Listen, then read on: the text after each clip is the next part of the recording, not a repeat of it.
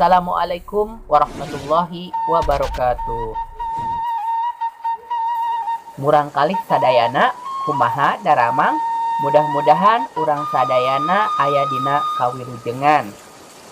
Patepang deui dina video anu panganyarna dina raraga keur neangan elmu.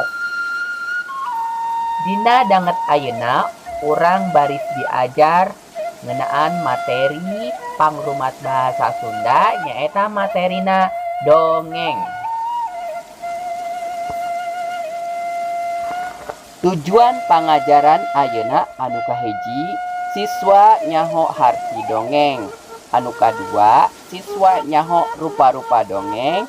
Anu katilu, siswa nyaho unsur-unsur dina dongeng. Naon ari dongeng teh? Dongeng nyaeta carita rekaan dina wangun lancaran anu sifatna pamohalan. Carita dina dongeng mangrupa imajinasi lain dumasar fakta. Kukituna dina carita dongeng aya anu teu kaasup akal atanapi anu disebat nyaeta pamohalan.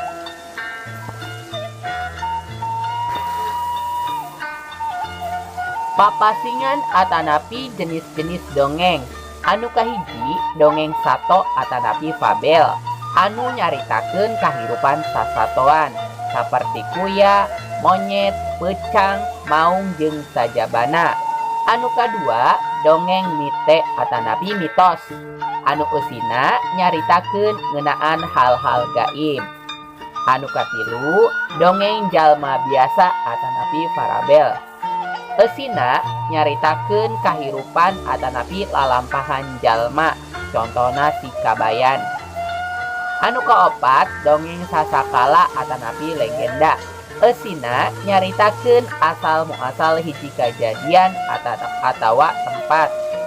Anu kalima dongeng babat atanapi sage anu eusina nyaritakeun ngeunaan kapahlawanan atanapi sajarah.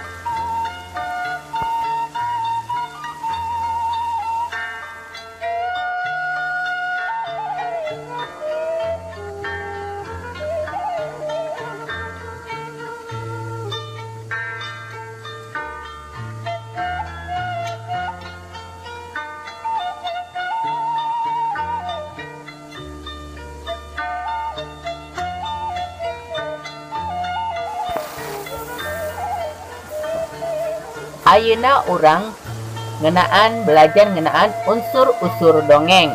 Anu kahiji jejer atanapi tema nyaeta ide atanapi maksud nu hoyong dihontal ku pangarang dina carita.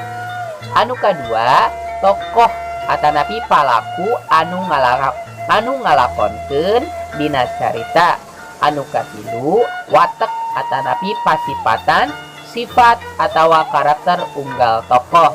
Anu kaopat latar, tempat, waktu, iraha jeung di mana lumangsungna kajadian-kajadian dina carita. Anu kalima galur atanapi alur, runtuyan carita ti mimiti kajadian nepi ka akhirna. Anu katerakhir kagenep nyaeta amanat. Naon ari amanat? Amanat teh pesan moral nu hayang ditepikeun ku pangarang kanu maca. Pancen pek ku hideuk tulis tilu conto-contona anu kaasup papasingan dongeng anu sejena. Contoh dongeng fabel si kuya jeung si monyet, anjing jeung si bango jeung sajabana. Pancenna atanapi tugasna nu kahiji contoh dongeng fabel contohna titik-titik.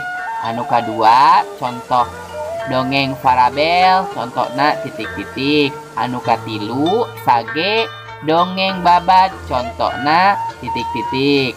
Anu kaopat dongeng sasakala atanapi legenda contohna titik-titik. Anu kalima dongeng mitos contohna titik-titik. Alhamdulillahirabbil alamin. Amin. Sekian, hatur nuhun. Wassalamualaikum warahmatullahi wabarakatuh.